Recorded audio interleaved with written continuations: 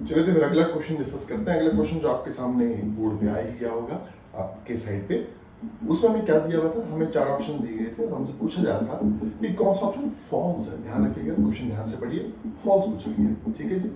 सबसे पहला ऑप्शन कहता है the product of two cross two real matrices of rank 2 is of rank 2। ये तो बिल्कुल ठीक है। क्यों, आपको पता ही है।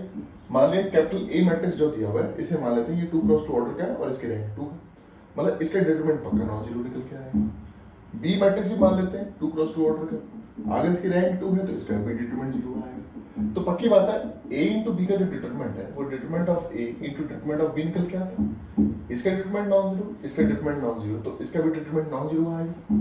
सही है। अगर इसका डिटरमिनेंट नॉन जीरो आएगा तो इसकी रैंक क्या आएगी, 2 निकल के आएगी। मतलब पहला ऑप्शन ट्रू है, आंसर नहीं है।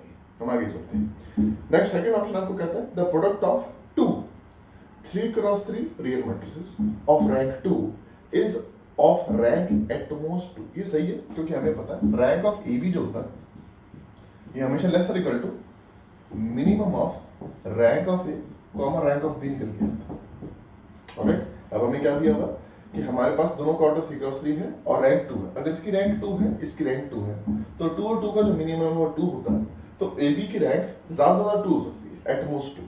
तो सेकंड ऑप्शन सही है।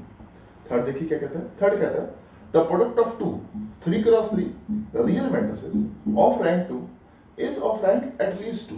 अनफॉर्चुनेटली ये गलत है। अब आप क्या कीजिए, ए मैट्रिक्स और बी मैट्रिक्स दोनों को ये ले लीजिएगा। क्या देखिए, 0 0 0 1 1 1 0 0 0, ये ले लीजिए दोनों को से। ठीक है।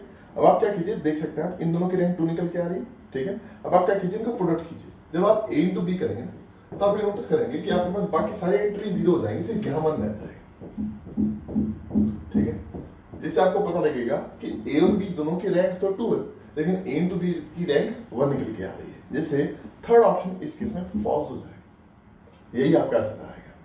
फोर्थ ऑप्शन क्या कहता है, वो कहता है product of 2 cross 2 real matrices of rank 1 can be zero matrix. हाँ ये सही है। अगर आप ए और बी दोनों को ये ले लीजिए, ये ले लीजिए, ए को भी ले लीजिए, बी को भी ले लीजिए, फिर ए इंटू बी आप करेंगे तो वो आपको जीरो मैट्रिक्स हो जाता है। मतलब फोर्थ ऑप्शन सही है। सो इस केस में जो सही जवाब निकल के आएगा वो ऑप्शन नंबर 3 निकल के आएगा। ये बॉक्स लिखो कि ये क्वेश्चन भी आपको अच्छे से समझ आया होगा। अब हम आगे चलते हैं और अगले क्वेश्चंस को डिस्कस करते हैं।